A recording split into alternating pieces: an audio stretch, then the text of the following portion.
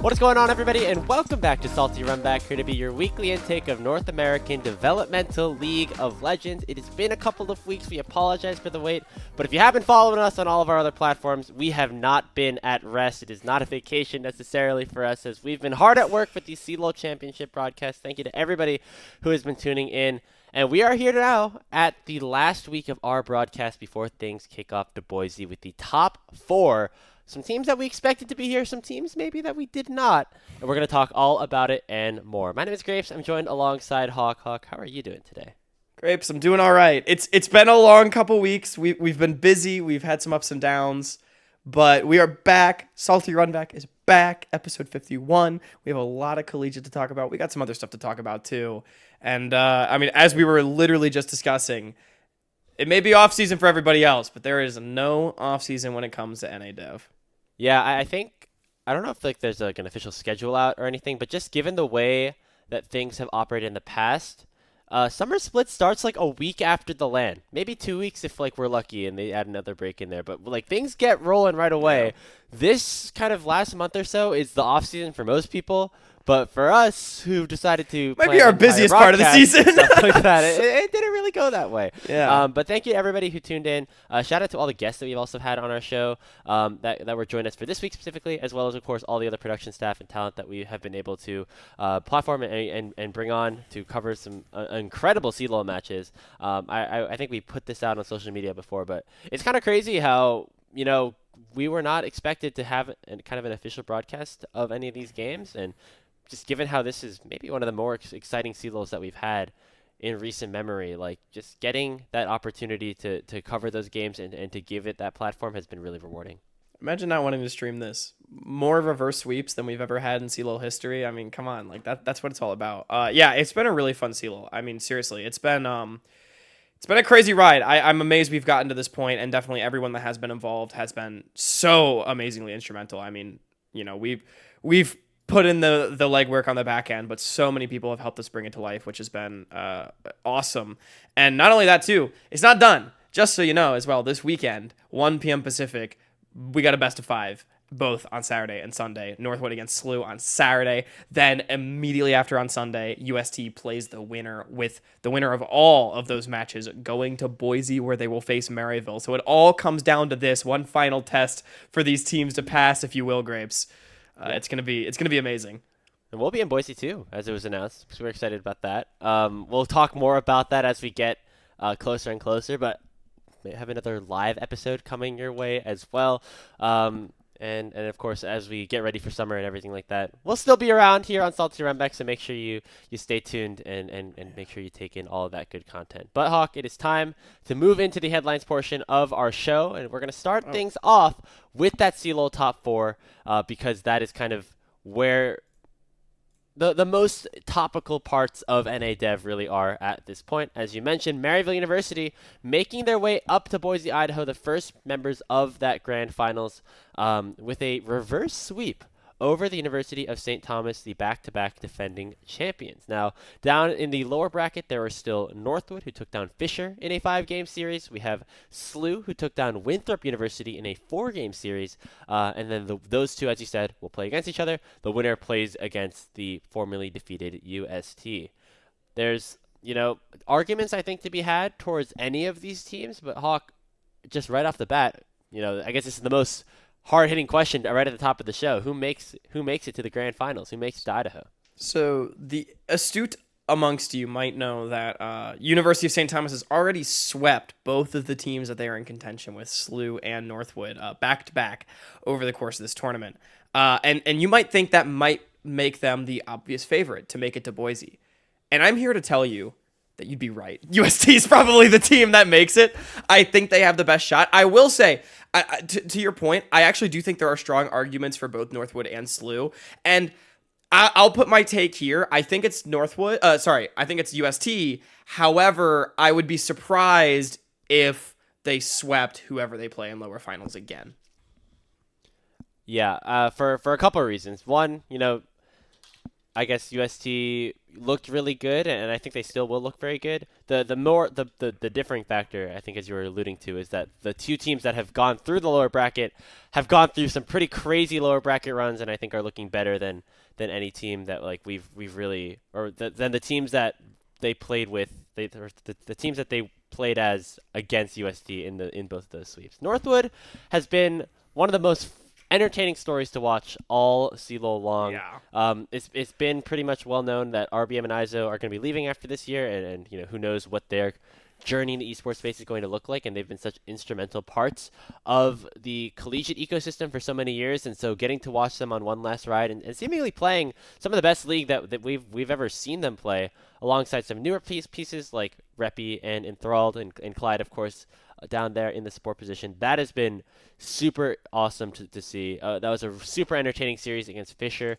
that you can check out on our VODs channel, which should be available as this episode comes out. But that has been really exciting to watch. And then Northwood, and then Slew as well, who did definitely fumble a little bit in that 3-0 sweep, but the momentum, I think, started to come back towards their favor after they almost came back in that game 3 against UST.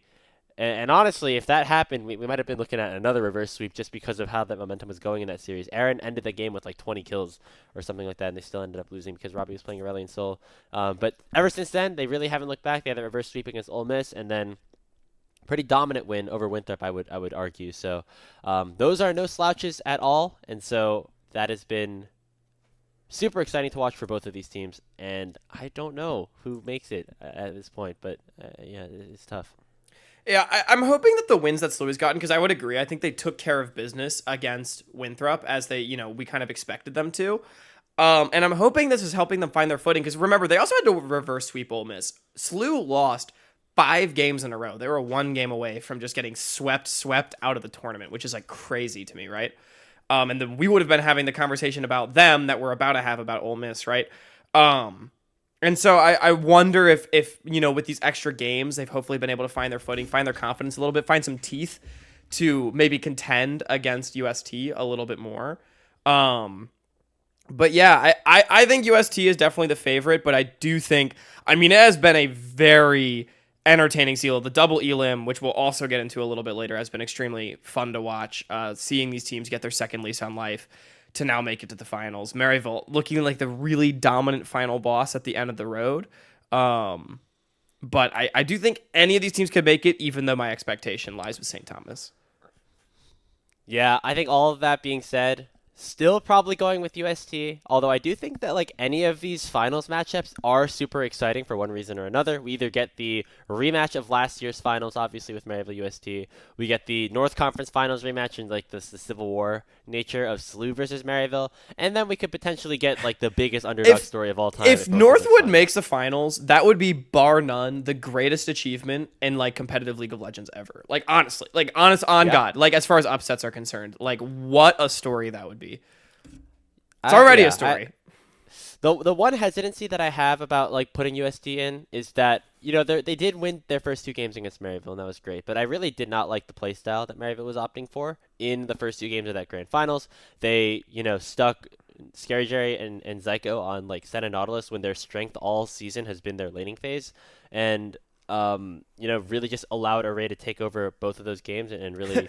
Surprisingly, letting Array and Robbie feel free scale into team fights is not a great idea, Graves. So, yeah. I don't know if that's like necessarily indicative of like what to expect out of UST's performance. Obviously, like we know that if they get the right like resources and things like that, they should be able to perform well. But we saw them crumble a little bit once Maryville did go back to their original playstyle. And it is Maryville, so we have to take everything like with that kind of lens of this is who we think is probably one of the best teams here, or the best team here. But it just makes me a little bit hesitant about supporting UST. And I guess I would pick Slew, if not. And I think that... Picking them? No. I think it's a close series. I think it's much closer than 3-0, as you alluded to, but I still have UST. All right. UST looking like the favorites, Grapes. I'm in agreement, but I do think...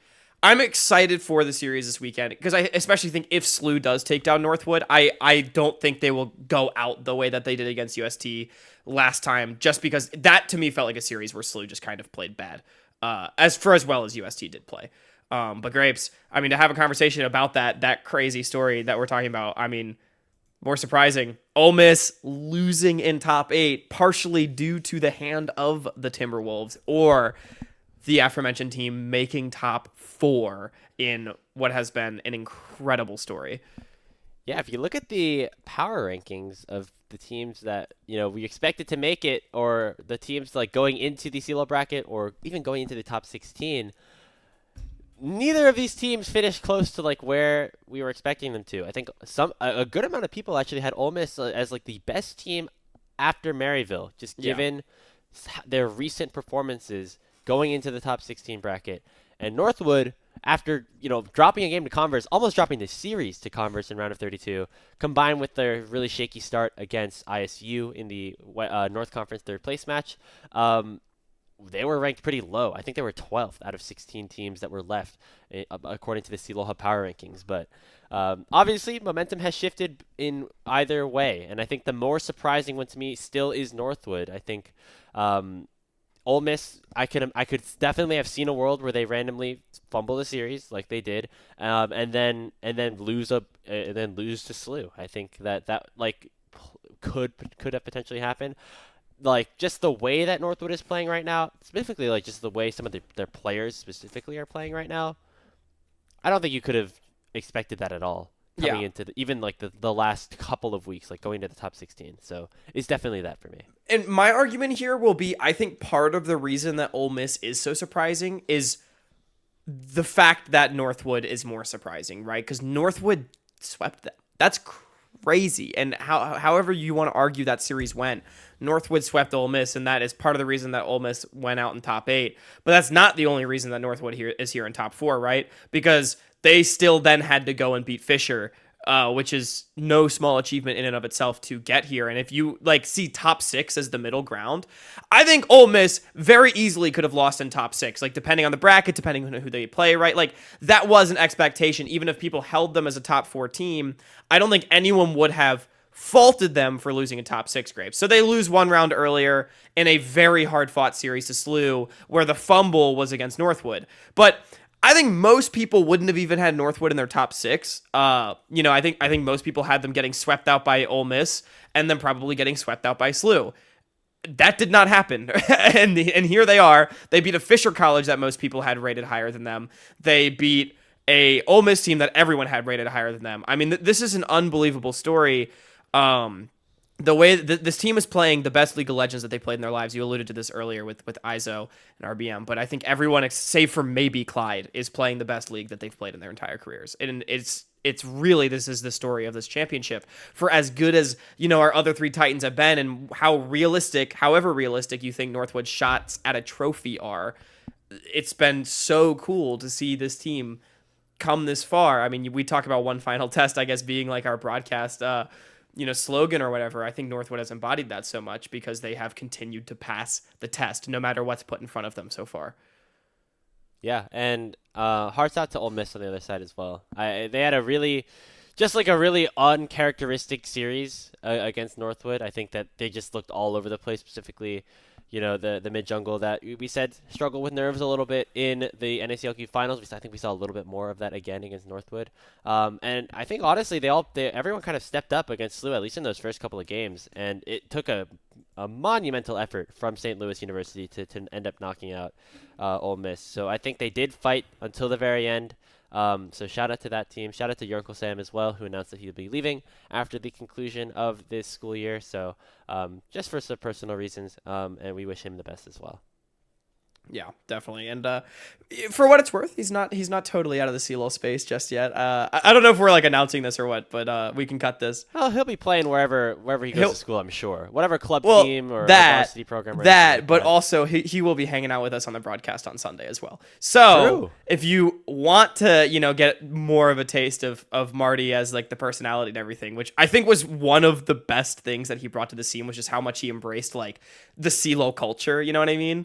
And also for tier 3, well, you'll get to see it on Sunday. So he's not totally done. And I agree. I mean, I remember I was genuinely emotional after that SLU Ole Miss series. I would have felt that way regardless of who won the series. Yeah.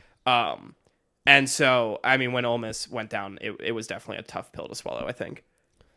Yeah, I mean, we always knew there was going to be one team that like ended up dropping out a bit prematurely because we had this big 5 or 6 or so, and Yeah. we kind of all thought that they could make top 4. That ended up happening a little bit earlier. Ended but up being Ole Miss and Winthrop. Yeah. Yeah, the sentiment still kind of held the same. We can move on to our next portion of the headlines here, just talking about the format a little bit, because I think we've alluded to it a bit, Hawk, but overall, just having best of 5s from round of 16 onwards, and more specifically, having this double elimination bracket in the top 8 and beyond has just been really, really fun. However, on the other side, does it make up for the fact that the LAN goes to top 2? So I guess that's the question ultimately. Would you rather have the format that we have right now, or have that top 8 LAN over at the Riot Games Arena? Is that like what do you value more? I guess it's a comparison 2022 versus 2024. It's so hard, isn't it? Because guys, I'm going to be honest, double Elim has been awesome. Like, this tournament has been so fun to watch. We've had so many competitive matchups. I mean, I think the reason why we've had more best of 5 series than CLOL has ever had, we've had the first ever reverse sweeps and stuff like that, is because of double Elim. I think all of the reverse sweeps have been in lower, or that's not true. Winthrop did it to St. Clair and upper, but either way, most of the reverse sweeps have been in actually 2 out of the 3 have been in upper bracket. What am I saying? Well, they're in the top 8 overall, yes. right? Yeah. They've all been in top 8. But regardless, like, we've had so many crazy matchups. Like, I mean, I think the Ole Miss Slew series alone has made double Elim worth it. And then when you add in things like the Northwood Fisher series, like, it has just been bangers after bangers after bangers, and we're gonna continue with it this weekend as well. So this has been such an awesome change, and I like. At the risk of praising our overlords that we're not so fond of, they did make a good choice to salvage this tournament by doing the best of 5 double Elims starting from top 16 and then double Elim top 8. Like, that has been a good change. So kudos and credit where credit's due for making that adjustment. If it were up to me to answer the question, I would like to have this format, but say top 4 or top 6 at LAN. Top 4 would be exactly like it was in 2023, where you play 3 best of 5s at the LAN, which, is not ideal. It's not top 8, but like it's still double the teams and more than double the best of 5s, right? And it would be very hype knowing that one team gets eliminated each best of 5 as well. You'd keep the cool format. If they had the money, top 6 would be amazing. It's only 2 more teams that you have to pay for and double the number of best of 5s being played at LAN. So you still get like 6 teams involved. Again, not quite as good as top 8, but it gives like a very reachable goal of like, okay, actually win a series in double Elim and you make it to LAN, which I think is fair. And we then get a bunch of LAN best of 5s. And that basically can kind of become like a week-long event at whatever place you go to. If it were up to me, that would be my choice, Grapes. That definitely makes the most sense. I was looking at the total number of series that we would have to get to top 8 double elimination. I think it's like 13 or 15 or something like that. Top 8 would be hard. That would be difficult. However, I do think top 4 or top 6 could definitely be something implemented in the future. Top 6 would be, I believe, 5 best of 5s that they would have to do. Be 6. Or 6 best of 5s that they would have to do. Whereas top 4 would be, as you mentioned, 3. So if you want to keep it the same way that it happened last year, you could do top 4. I think top 6 could make things a little bit interesting. You might have to adjust things a little bit and make maybe that first round of elimination games like best of 3, or make the upper bracket finals like happen beforehand or something, just so you can get the number of series per day in the right way. But I do agree that could be done in like 4 to 5 days, depending on how long you want those days to end up being.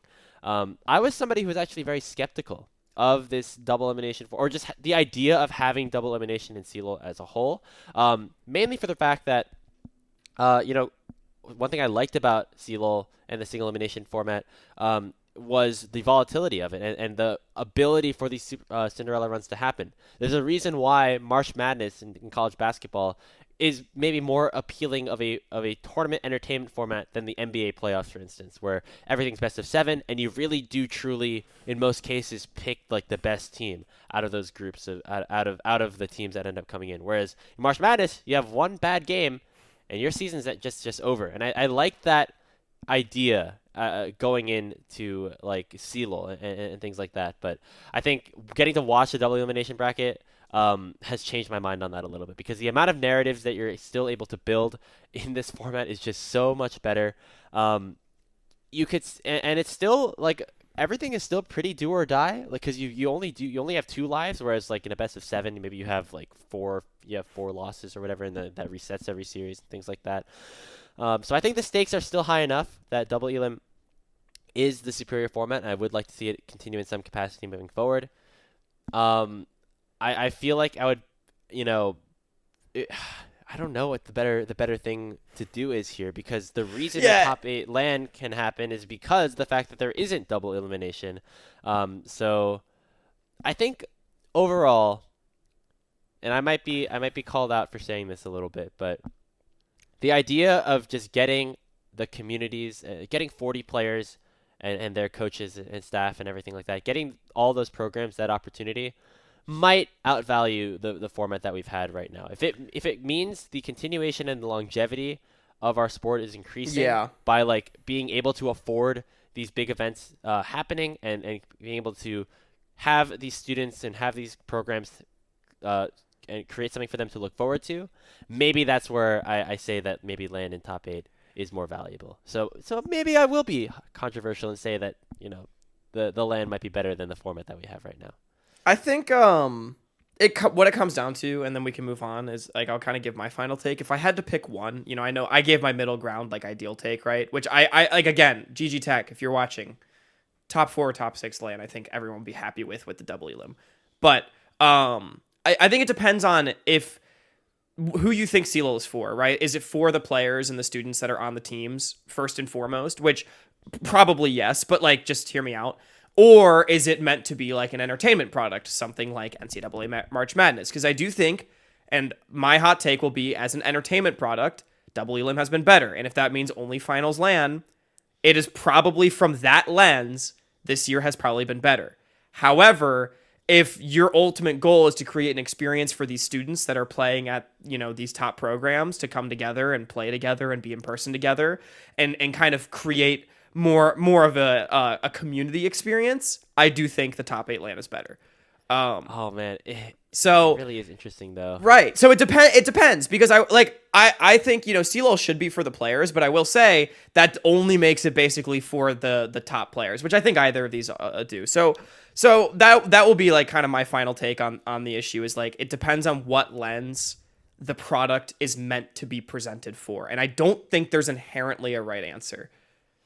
Yeah, I mean, entertainment-wise, like, you bring up a great point. Like, for half the teams that make it to LAN, like, from a broadcast perspective, you barely get to learn about those guys at all. They show up for, like, a best of 3, they lose, and then you kind of are done talking about them. So, I do definitely see your point on that, and that's why it is tough, because as somebody who enjoys the entertainment product, like, that's definitely where I end up leaning. But I think the middle ground is the best solution for this, but it's fun to try to pick one of the extremes. I'm actually curious to hear the players' thoughts on the middle ground too. I would love to hear more discourse about this. Like, would you prefer double Elim, top 6, top 4 LAN?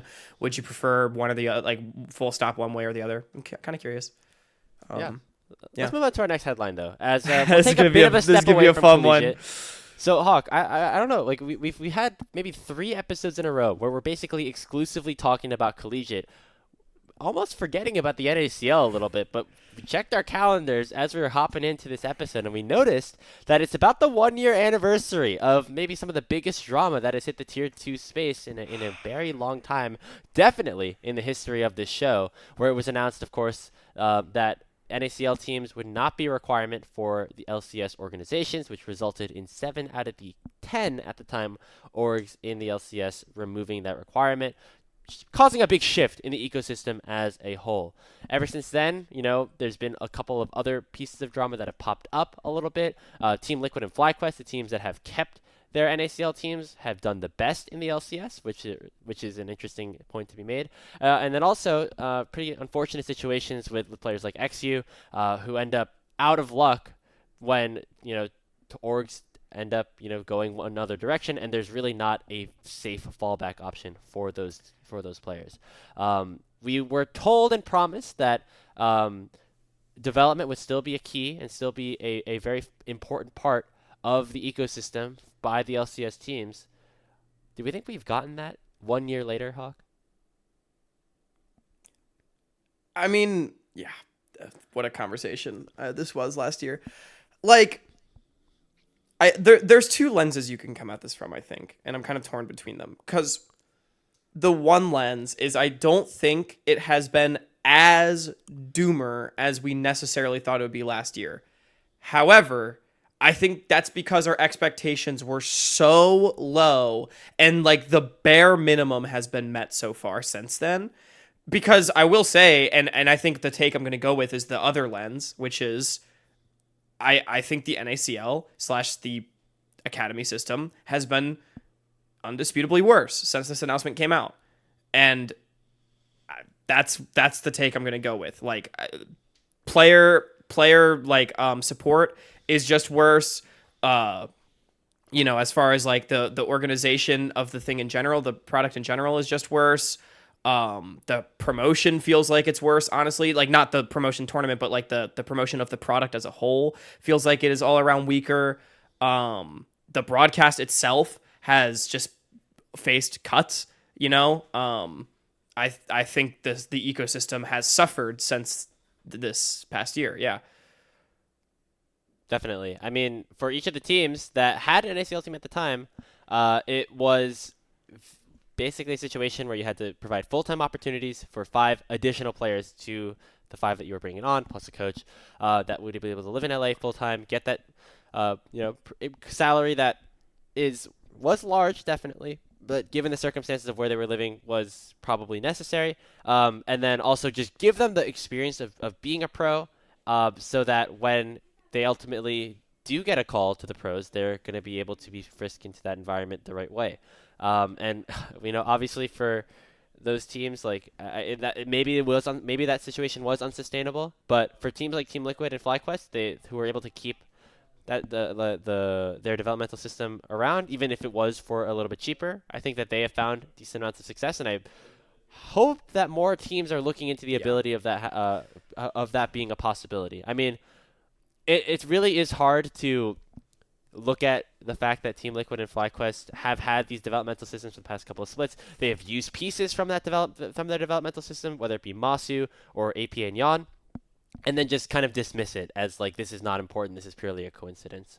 Even if it is in this remote capacity, like what TLC and what FlyC are doing right now, development is important, and I hope that more LCS teams do kind of take initiative a little bit. We have seen Blue Otter partner with Cloud9. We've seen NRG partner with Supernova, which are both great. However, a lot of those partnerships do seem to be very much on paper, and not really providing a ton of support other than like their coaches can give them some experience. So people should at least be doing that. I'm glad that they're at least doing that, but it should definitely be more. But that is like the bare minimum. I'm gonna be honest. I feel like these partnerships are really fake. Like, it's cool, thanks NRG and Cloud9 for like caring about NACL, I guess.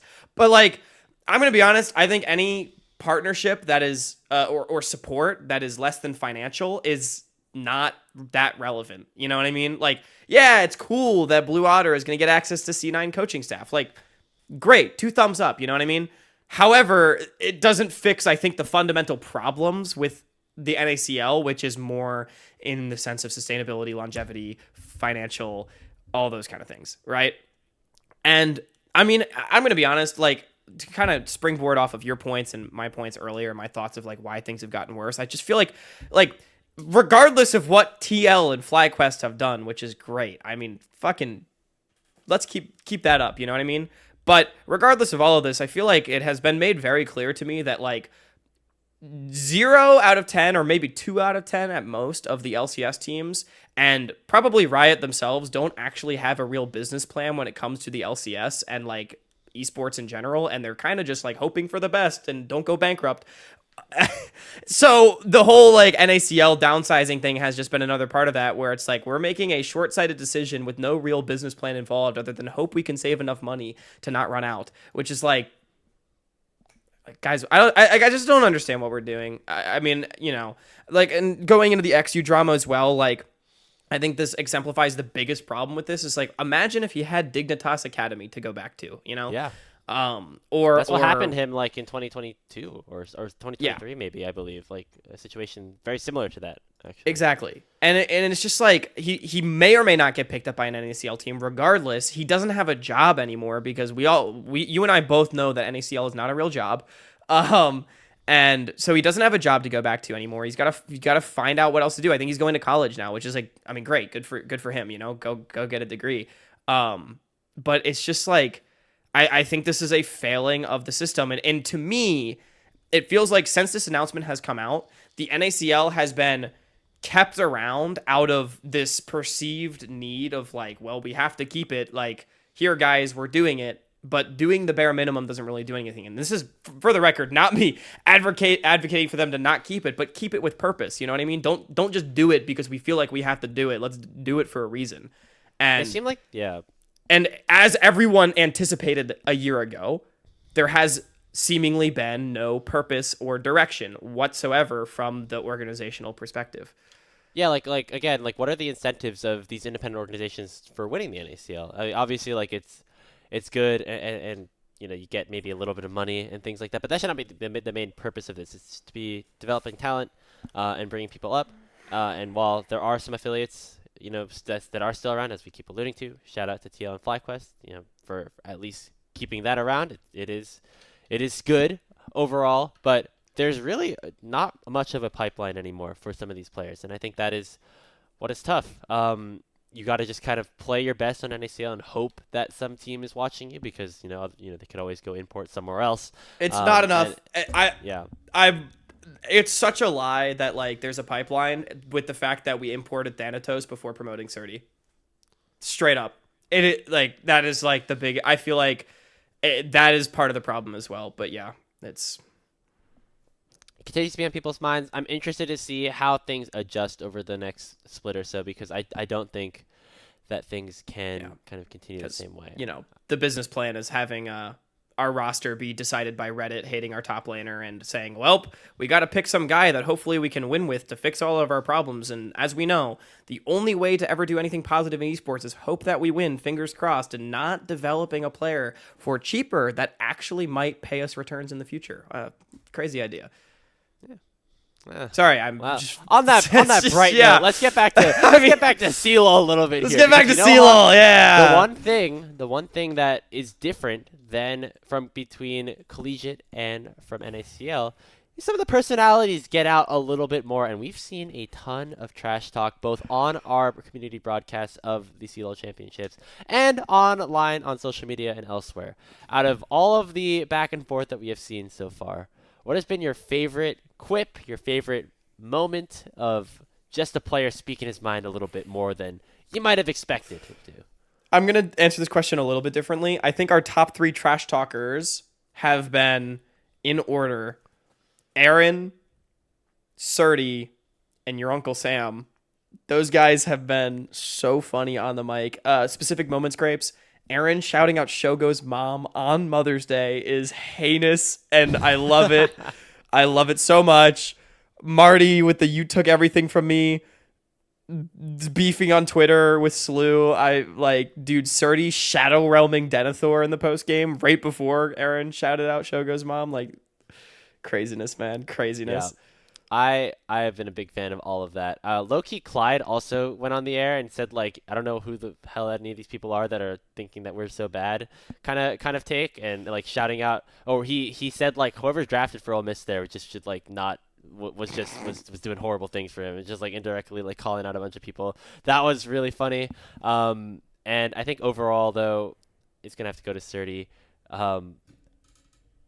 I think the best moment was definitely Airren shouting out Shogo's mom. But overall, Airren being the main interviewer has been the vessel for Srtty to really unleash his deepest, darkest secrets. He had the Denethor moment, which was completely out of pocket, which, you could have your arguments of if it was a good idea or not to say that. But it sure sent a message. That's what it's all about. Yeah. Come on. And even the week before, he called out Uncle Sam for being a one-trick an ASOL one trick basically, which caused a lot of drama on social media between people, and I thought that was a lot of fun too. So just the whole St. Louis University, showing up to the post-game interview with all 5 of the guys there. That has been my favorite just iteration. The sunglasses and everything. Dude, they were ready for it the second week. You know, the first week it was like, kind of impromptu. They're all getting on the mic. The second week, they had a bit prepared, which is crazy. Man. Yeah. I hope we see some more. Hey, Northwood, I know Northwood's got some personalities there. I know SLU's they've got the personalities. Like, this Saturday, we better see some spice come out for one or both of you. So, I know the rest of the guys up there have it as well. So, top 4 definitely going to be super exciting. And in our part 2, we're going to be talking about top 4 just a little bit more, as we are going to be designing the ultimate CLOL team. We'll see you there. We're in the CLOL top 4, which means there are 20 players left that are competing for that ultimate title. Now, everybody so far that has made it into the top 4 has obviously had a very, very good tournament. And so it might seem tough to pick the perfect CLOL roster from all the players that are left. Who do we pick? Everyone's been playing so well. And so we've decided to switch things up a little bit here. We're going to be creating the perfect player in each role based off of the characteristics and attributes that we think each player of those specific roles in the top 4 bring to the table the best. So basically creating the ultimate fusion of all of the players into the ultimate CLOL player in each position, which should, in theory, create the ultimate CLOL team. Yeah, you might have heard, that the ultimate quarterback would have Tom Brady's brain, Joe Montana's clutch, Josh Allen's frame, Lamar Jackson's legs, Joe Flacco's arm, like all that kind of stuff. Well, what if a CLOL player, a top laner perhaps, had something like Niles' leadership, Grapes, where, like this perfect top laner has the veterancy of a player like Niles. They have the leadership, they have the coaching, and they have the ability to keep the team on track in game. And that's the exercise we're going to be doing today, is taking the best parts of the best to make a team that could transcend them all. We wanted to find the best way to kind of shout out the players that are here, while also giving each player their flowers for the things that we think that they are the best at. Making a tier list when there's just 4 teams left doesn't seem like super, applicable. So we thought that this could be the best way to go about things, where we're gonna tell you why each of these specific players we're gonna be playing next week will stand apart from their peers, and in a way, if they all came together, could create the perfect top laner. So Niles, if we want to just hit on him once again a little bit more, he's almost like the coach for this team. He as is well as the being coach, yeah. The top laner. He will be coaching there next year as well, so that's going to be a pretty cool thing. I was about to say, it's been publicly announced, right, that Yeah. he's literally just going to be hired as the coach for next year. Yeah. So he's been a big leader for this team for years, and now kind of more in an official sense. And you can tell in all the interviews that we've done with him and the rest of the Maryville players, they always will credit Niles for being that leader. And he's even said he's taken a bit of a step back in terms of the carries that he's playing in order to do more for the team, which is a really good attribute for a top laner. Yeah, I feel like if there's one thing you can say about Niles, is that he always has been, even when he's not the coach, he's always been an instrumental part of the comms for his team and all that, Grapes. And while that might be Niles' best quality, that's not all you need from a top laner. Because, oftentimes from top laners as well, you need to be able to survive on an island all alone, sometimes with no friends. You can't just lead your friends into battle, but you got to know what to do when they leave you behind. Yeah, Aizo had a bit of a tough lane early. He's had a really tough first 10 minutes of all the games that he's played so far. I feel like not all of them. Not all of them. Just okay, a good portion of them. A substantial portion of his career games. I would agree with that statement. Yeah. Yeah. Shout out Skarner. I think he got a couple of solo kills on Skarner in the last couple of weeks or so. But yeah, that man will fall behind many a time in lane, and he will not care. He will come back. He will pick the same losing matchups over and over again. And sometimes from a top laner, that's all you need. The ability to know that you are not going to be ahead and just make sure that you are is still in the game and ready to make your impact known when the moment counts. And that is what we have seen from Aizo so far. We talk about this guy being a really, solid player this tournament specifically. It's not because his laning phase has been any better than it has been in the past. I think it's just because that X factor really has taken a big step. Yeah, I mean, Aizo just so often an unshakable player. Like, I think the thing that sums this up the best, Grapes, I know we were talking about this earlier, is he picks Maokai in game one against Bijani's Cassante, gets absolutely railed, and probably loses his team the game. And then the next game, he picks the same matchup and wins. And I'm like, honestly, like, fucking respect, bro. Like, that's Aizo mental right there. He's just like, I'm going to do my thing, and you're not going to be able to change it. And sometimes that's what you need out of top lane. Yeah. On a similar note, we get it for our next player here with Porsche over at UST, and we picked his stability. This guy has been able to be just a reliable player. He'll do pretty decent in the start of the game. He'll be a great team fighter, and you kind of get the same Porsche in almost every single League of Legends game that he is a part of, whether it was with Lotus and some of the other OQ teams that he played in last split, or with his 3 years now at UST where he has won back-to-back championships. Yeah, I think, to contrast with Aizo, right, where we talk about losing a game for his team on Maokai and then having a great game on Maokai, right, Porsche is the kind of guy that you can always rely on to not lose your team the game. I think more than, honestly, any of these top laners, no matter how good they are, Porsche's ability to do his job in the team and also pop off when needed. And many times, I think back to last CLOL Championship, he had like that big Olaf game to close out the series against Maryville, for example. Porsche's always been a guy I feel like you can look to just, this lane will go somewhat according to plan in 95% of the games that his team ever plays.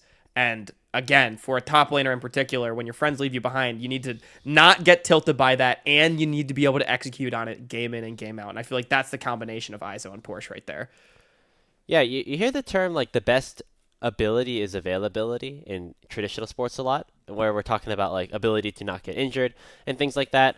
I feel like that's kind of the same thing for Porsche, where he's always just going to be a consistent player on the team. He's not getting injured in lane. He's not getting injured necessarily. Like, obviously, that's not like a thing that is super impactful in League of Legends. But just the ability to always be there and always be a factor in the game is something that I think Porsche really shines in. And last but not least, we have Srtty. And this is just like his mechanics overall. This guy has continued to be the like most impactful player in the game in a lot of the games that St. Louis is playing, even in games that he is getting lane swapped on like hell and has 0 CS in the first 8 minutes.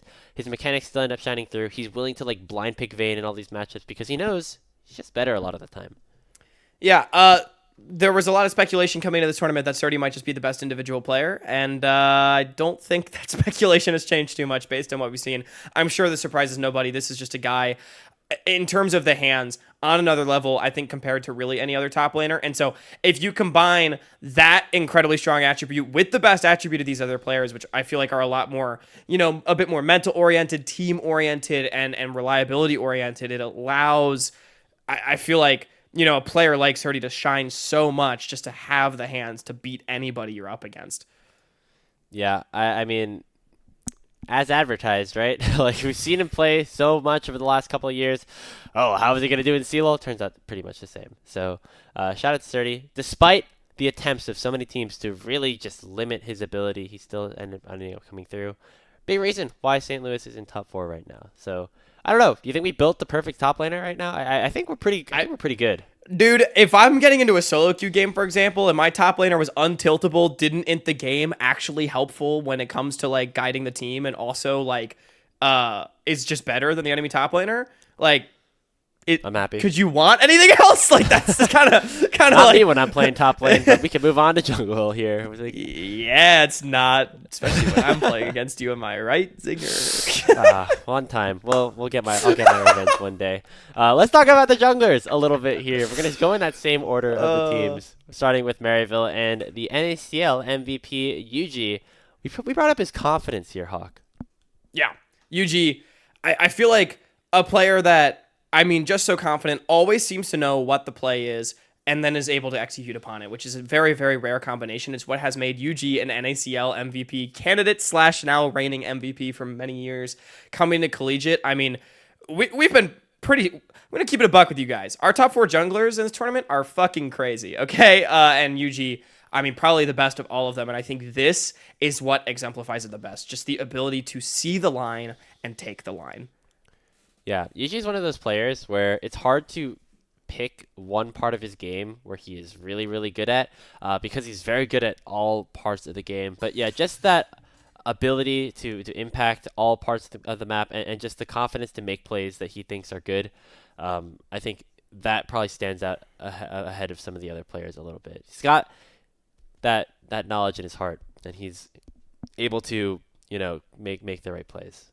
Yeah, absolutely. And when you combine it with something, like our next team, RBM's champion pool, again, it was hard to pick something for RBM, which it feels like, honestly, I'm going to say, like, RBM may be one of the most criminally underrated players ever. I know people think he's really good, but, like, guys, RBM's kind of amazing at the game. He's been putting the team on his back here in the CLOL, and his champion pool always sticks out to me. Ability to play things like Karthus, Kindred, Kha'Zix, whatever carry your team might need, or also, on the drop of a hat, switch over to the Vi. He picked, he had the Kindred, like, 1v9 game in game 2 against Fisher, and then game 5, series on the line, you think, is he going to go back to the Kindred? No, he played Vi, and he did really well on the pick. And I think that clash of different play styles, the ability to play so many different things, not necessarily something that Yuuji struggles with, right? But when you combine that with Yuuji's greatest strength, which is confidence, I mean, you all of a sudden have a jungler. It feels like that they can do anything and do it on anything. Yeah, I was trying to go look up RBM's champion pool, and my camera actually ended up freezing. That's why I'm looking a little yeah, you're looking right pensive, now. bro. Yeah. But lost in thought. Yeah, RBM. Do I need to refresh you in OBS? No. I think it's my web browser. I'll be back in a bit. We'll go with it. Yeah. My take on RBM is that his champion pool is not necessarily the first thing I would turn to in terms of expectation, or in terms of things that I think really like match what I like his best skills and things like that. You could put Yuuji's confidence for like 3 of these junglers. That is also true, and I think also just, I don't know, like you really take a step back though, and you do see like the Kindred, you see the Karthus, and then you also see like the Vi and the Sejuani and things like that. Even dating back to like 2022, when this man was playing Darius Jungle in the North Conference Finals against Maryville. Like, this guy will pick whatever is best for the team, maybe sometimes to the team's detriment, but also just a testament to how long this guy's been around and how willing he is to be a big part of the team. It feels like you can't ban this guy out, and you can never count him out for picking something that might just throw the right wrench into the works for the enemy team. So I'm definitely in agreement. RBM, champion pool, and Graves, we got 2 more attributes. One of them going to be Kenvi's pathing. I mean, could it be anything else? This guy, it feels like always able to find early advantages, oftentimes individual advantages, through his ability to move around the map intelligently. I guess it could be anything else. Like, Kenvi's a very good player, but when you watch the early games of him, just like he will opt into doing very aggressive things, doing things that maybe seem a little bit unorthodox, or maybe things that look like a little coin flippy, and he'll always come out on top in the early game. Whether it's on his signature champions that like farm a lot, like Graves, or on basically anything else, he'll be able to get himself a bit of an advantage.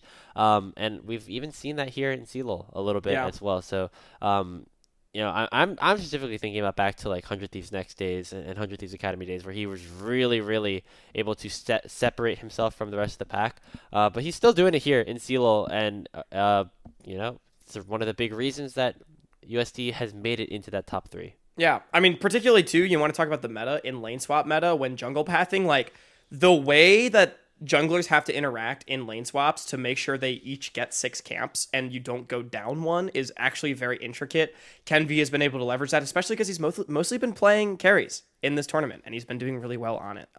So whether it's in standard lanes or whatever, I definitely think Kenvi's pathing, such a big attribute, something that any jungler needs. But you know what junglers also need, Grapes? They need tenacity, baby. Big dick energy for Mr. Winnie out of the jungle, because sometimes you go for the play and it doesn't work, but you can't just fold.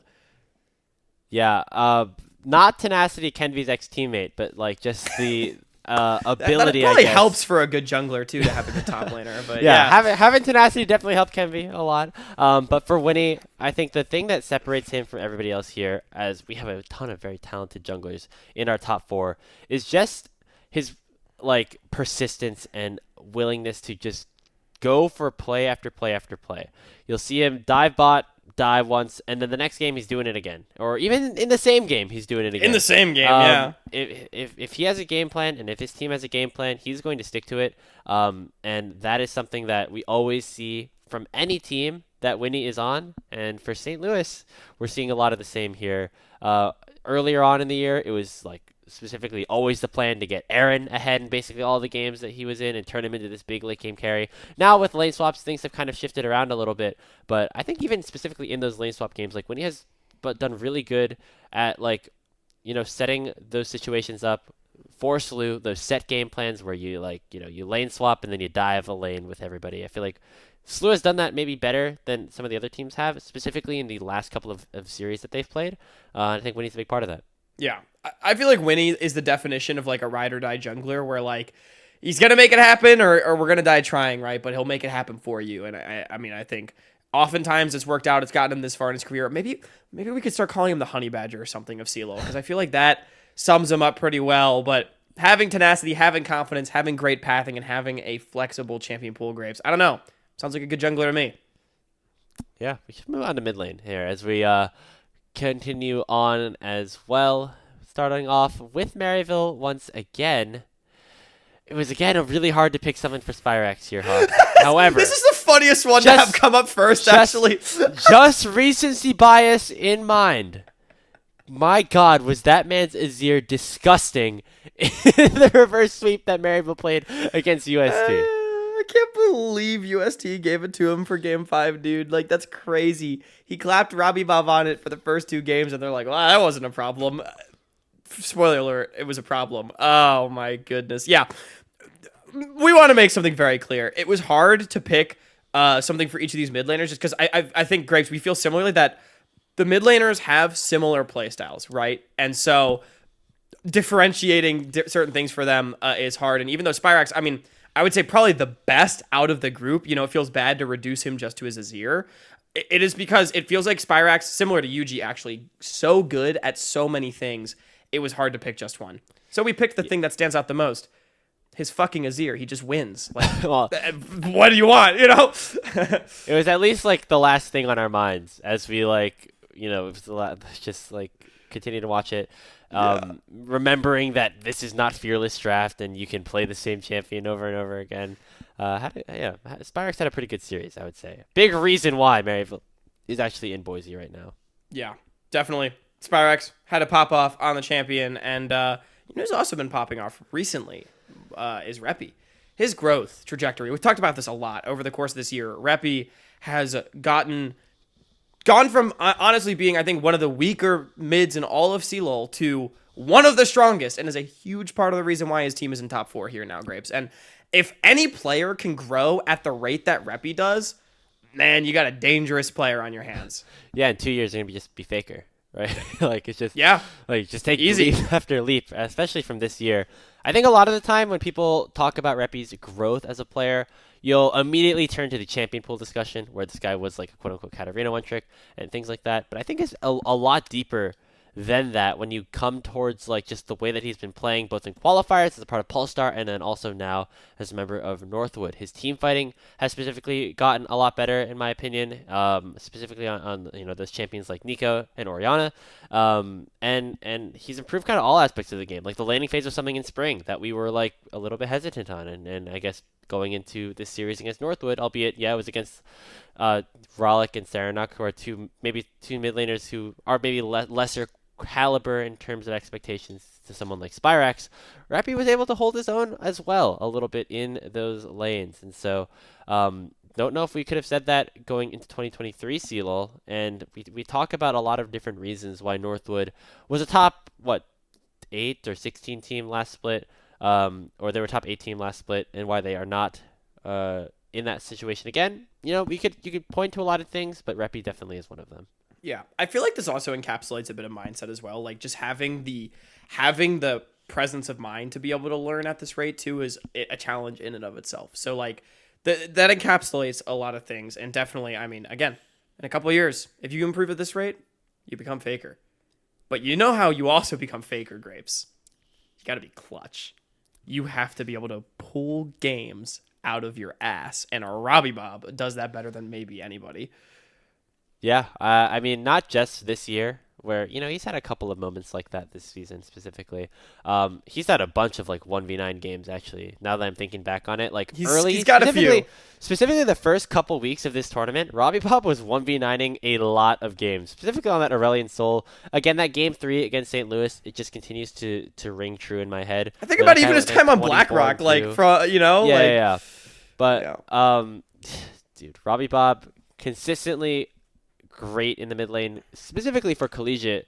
Hawk, I guess we were talking a couple weeks ago, or maybe our last episode, about Shogo being that like goat of CLOL, or being in that conversation. I think RobbyBob, all of a sudden, like we kind of forgot about him a little bit, and with his performance this tournament specifically, might have to be in that conversation if UST does three-peat. If he wins a third straight, it is definitely a relevant conversation. I will say, like, it is almost criminal how little we've talked about him. It's funny. There's been discourse about, like, RobbyBob and CLOL versus any other time. I mean, he was literally CLOL Finals MVP last year, right? Like, he turns it on. It feels like when it matters most. Our friend Long, she tweeted, the difference between RobbyBob in CLOL and any other time needs to be studied. Like, it's true. This guy, when it matters most, it feels like he always shows up, and invaluable for a mid laner to have. You know what else is invaluable for mid laner to have, Hawk? That mindset, that mentality, that grind set. And that is something that we have seen out of DarkWings pretty recently. Again, it was very hard to differentiate little intricacies in gameplay for all these different mid laners, because I think A, they have relatively similar playstyles, and B, they've all had really great tournaments. But every time, man, we see Airren post a little vlog in the in the SLU lab. DarkWings always in a solo queue game, man, and I think that grind and that mentality is something that we've seen from him as a player for quite a bit now. I feel like there's very few people that like lock the fuck in like DarkWings, and when you're a clutch, a 0-1 trick growing mid laner like we have here, sometimes you just gotta ice up grapes, and DarkWings does that so well. Just pick this mid laner Azir, and they can never lose a game. That, like, I guess is true, because he'll continue to improve. He'll always clutch up, and he's got that mentality. Yeah. So, he's indomitable. Well, okay, but what happens if the enemy team bans Azir against our mid laner? I guess but they still have they have the indomitable champions. fighting spirit of having that locked in mentality, growing a lot, and being super clutch. They'll just win anyway. They don't need that champ, but they prefer it. I think we have a very holistically solid mid laner here, which is good. This is a very cerebral mid laner, Yeah. Things get interesting, though, as we head down towards the bottom lane, as I think there are very different playstyle things that we can look at for each of these teams. We can start off with Maryville and ScaryJerry. I think his laning phase has been fucking awesome. Just get ahead, win lane, win game. I don't really have much to say. ScaryJerry, when he plays a champion that can actually win lane and not Senna, turns out they win game. He is undefeated in CLOL this year, save for one game against Bethany when he's not playing Senna. Honestly, someone should go back and see if he was playing Senna in that game against Bethany. I don't know. Because win lane, win game, baby. And ScaryJerry has done that better than pretty much anybody. Yeah, I mean, even in NACL, him and Zyko took big steps in that area. With Jerry specifically, like, it was such a difference when he was on he was on like the Varus in game 3, specifically in UST, and that like was the start of that shift where he's able to do things and start to become a big factor. ScaryJerry has always been a really solid CLOL player, and continuing to do so in this tournament. Still hunting for his first title. True, actually made it to top 4 and then top 2. What's gonna happen after that? Going on to our next player, we're going to head over to Enthralled, and maybe a shocker, but, to match good laning, you need some good team fighting. Enthralled definitely has done that so far this year. I don't know if quietly is the right word, but Enthralled has maybe flown a little bit under the radar as far as having a fantastic CLOL season. He has been really big for Northwood. I would say as far as individual performances, he's been second on his team only to RBM. As far as just like individual performance is concerned. He had the pentakill against SLU that we got to cast grapes back in North Conference. Yeah. They lost that game, but he got a pentakill. And he was a monster, specifically against Fisher. I mean, a big question going into that series was, can Enthralled and Clyde actually, be better than DMK and Poom, who had been performing really well up to this point in CLOL, to shout out DMK and Poom. And Enthralled and Clyde actually did it, Enthralled has been really, really, really good. And a lot of that has come from team fighting. It feels like a player that is just really good at finding the angle when his team needs him to most. The team fighting has really been impressive. I mean, there are games where maybe not like towards the end specifically of the CLOL season, but definitely like there are games where Enthralled, like maybe the biggest carry out of any team, like out of any player on any team in the CLOL bracket so far. You think of players like Samikin on BU, you think of like Levitate on USC. Enthralled's having those same moments on a team that is in the top 4 right now, where he's like the Thanos on his squad, and that he's going to be just a monster in those team fights. This guy really has been performing well, and I think that as the new piece coming to Northwood, you look at what the differences are. Like nominally, it is him, and so it's been a really, really fun player to watch, and it's somebody that we were hyping up a little bit coming into this year as well. Yeah, they play towards him to shore up his weakness, which I would argue is his laning grapes. And now he's been team fighting like a beast. He's gotten his team to top 4. And when you got ScaryJerry's laning, you're stacked. And when you have Array's efficiency, sometimes you don't even need those resources to just become that guy. And Array is definitely the one that embodies that. It took a while to come up with the word that we wanted to describe Array with, because here's the gist of like my thing that I think makes Array stick out more than some of the other players that are here in this tournament. You will look at any game state in basically any of the CLOL games that Array has played, because Array hasn't played in every single UST game so far this season. In those games, you go to like 20 to 25 minutes. If UST is not just like straight away winning, you'll have Array in a situation where he might not be super far ahead, or like he might not have fed a bunch of kills or gotten a ton of attention, but you just look at his like items, or you look at just like his positioning, and he just looks unstoppable. He has not like the aura, but like maybe the aura a little bit, where like it is scary to walk up to this guy, because somehow, some way, despite him not maybe getting a ton of attention or not getting a ton of resources, he's still in a position to 1v9 somehow, some way. Yeah. I feel like Array is never in a spot where he can't carry, and that's kind of the gist of this. He's so efficient with his ability to always maintain his spot in the game, whether it's getting ahead or just staying relevant enough to carry later on. And I think that's the most important thing, and a really, really strong attribute for an AD carry to have, and a team that doesn't really play towards him too much. Like UST has definitely played more towards mid jungle, and then Array is always there to catch them if they fall. And so far, he has done that quite well, Grapes. But for our final attribute, you need a little bit of spunk coming out of your AD carry. The greatest of all time in North America, double lift. He had it. Airren simply following in his footsteps. Yeah, it's tough to reduce Airren to just the trash talk, but sometimes that's all you need. It's been, dude. You just adjust the mental of your teammates that much, and then you could take it over the edge. I feel like Airren overall has had a pretty solid CLOL run this year. He has been on Senna duty a lot, which makes it hard to judge a little bit, but yeah, he's been pretty good. Grapes, if I'm, putting it in a meta sense, we're trying to create the perfect bot laner. Everyone knows that every AD carry player that has ever existed is way more bark than bite. And so you need to have trash talk as one of those attributes for a good bot laner. Like, it just, it just has to be. Yeah. All right. I mean, you do need a little... I love how casual you are about the fact that I just flamed every AD carry main that has ever existed. But no, it's true. No, I'm just kind of having flashbacks to my solo queue games, and I do see this person a lot. Yeah, yeah, exactly. If Ole Miss was here, Shogo might take Aaron's spot in terms of the trash talk department as well. So exactly, yeah. If Ole Miss won that series against Slew, it would be the exact same. Yeah. Oh my God. Okay, right. Well, let's close it out. Supports, baby. Oh man, this was tough. Let's start off with Zyko as well. I feel like a lot of the supports do some pretty similar things for their teams, but Zyko specifically, has taken a big leap this season as well. Was all NACL third team, as we have talked about in the past. But engage-wise, on those engaged champions, we have the Nautilus. We're pointing to his hook as well. He's definitely somebody that can always be relied on to start a fight.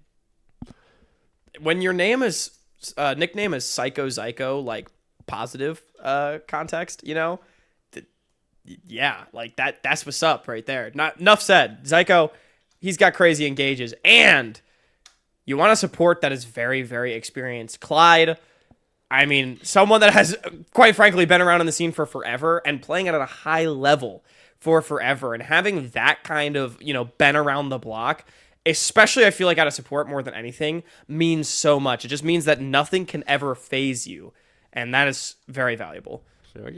I mean, the experience could be a detriment. You're old. If you're too old, you got your hands. Whoa! You're calling Clyde old? Grapes. I was avoiding that terminology. I'm just very saying, intentionally. We've been talking about all the play style old. differences of all these players, and I'm just like, Clyde, he's got the experience. He's weathered. We pointed to his creaky old knees. Wow. Oh, to quote Vitruvius from the Lego Movie, you think I'm old? No, I prefer the term experienced. That's what we've got. He is the latest, in terms of CLOL champions, he is won it the earliest out of any of the people that are still in the running, I believe. Was Niles not there too? No, Niles joined in 19. Clyde right. Yeah, he was on the 17 team, wasn't he? Yeah. Yeah. Wow. It's been a while. Could come back if the miracle run comes through. I think the experience comes with the I don't give a shit attitude, where it seems like Clyde he seems very confident and in his ability, no matter what anyone is saying about him, or no matter what anybody's saying about his team. In the interviews that we had, he was always confident in his ability to perform and his team to get to that top 4 level, and hey, they're doing it right now. Dude. Honestly, there's maybe a reason why Northwood is the DK crewing CLOL right now. Hey, there he is, DK crew. There's bro right there, yeah. But you also need good laning, of course. Similar to ScaryJerry, Trevor has been a standout in lane, and if you can dominate in the laning phase, sometimes you can just remove the enemy bot lane from the game, put yourself in the best possible position to carry from that spot, and a support, oftentimes their job to get it done. Yeah, I think the early game for Trevor this year as a whole, when you even date back to CCG with Instinct, has been really, really good. CCG's bot lane was getting 2v2 kills against almost everybody in the OQs on their way up to promotion.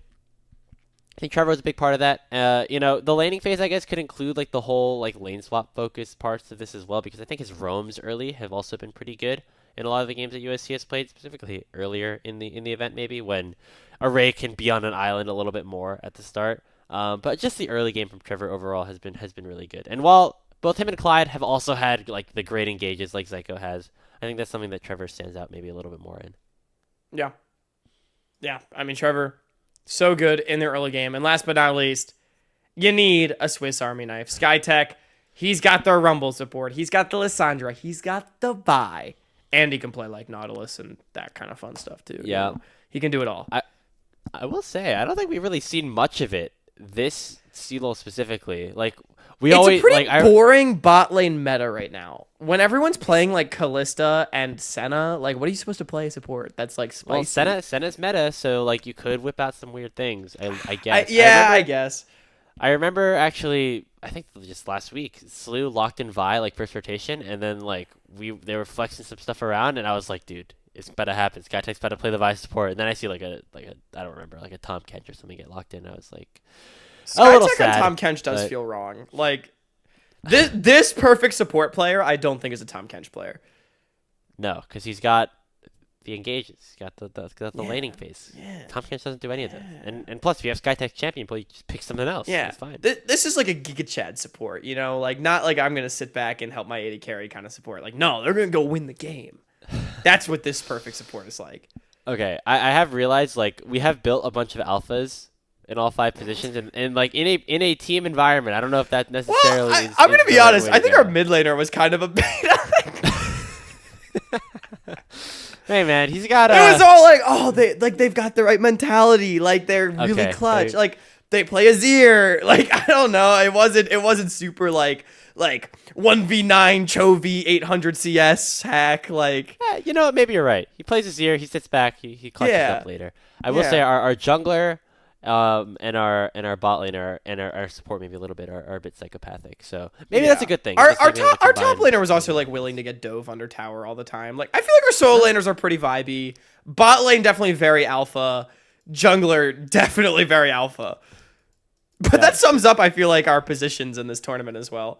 I guess so. I mean, I guess overall, if you're gonna pick the best parts from all the players, like it's gonna match what the players kind of overall feel like in the event. But let us know in the comments, like if you want to like build this yourself, go for it. I think it was a lot of fun. And tell us what you would have done a little bit differently, because I think there has been something that every single player has been like the best at in their role so far here in the top 4, and I think that's pretty exciting as we get into the last 2 best of 5s on our Salty Runback community streams. Yeah, make sure you tune into those best of 5 so you can see if 15 out of the 20 of these players live up to some of their highest qualities, or if they exemplify something else and make us look foolish. 1 p.m. Pacific on twitch.tv/SaltyRunbackPod. You are not going to want to miss it. Both Saturday and Sunday. It is going to be amazing. Grapes and I are casting on Sunday for the matchup to end all matchups at Who Goes to Boise. It is going to be amazing. Also, make sure you follow all of our other social media. Twitter, we're active on there. You can send us an email at saltyrunbackpod@gmail.com if you want to, maybe get some more projects going, Grapes. Maybe we're not done with just CLOL. TBD. I'm making it sound like we have an announcement. We don't, but maybe if you want to do something, we can. Otherwise, like I said, if these teams make us look foolish, you can take what we said with a grain of salt. Also, make sure, by the way, you tune into the NRG Supernova tournament happening this weekend. Yeah, there's a mental health awareness tournament going on with some community members, pro players. Seems like it's gonna be a cool event. That's also happening this weekend. I think it starts at 3:30 Pacific is my understanding. That's when our producer told us that she has to go. So it's probably like 4 Pacific or like 5 Pacific. But either way, go watch that. It's going to be at some point this weekend and should be really cool. And yeah, we'll see you next time. Hopefully not in like 3 weeks.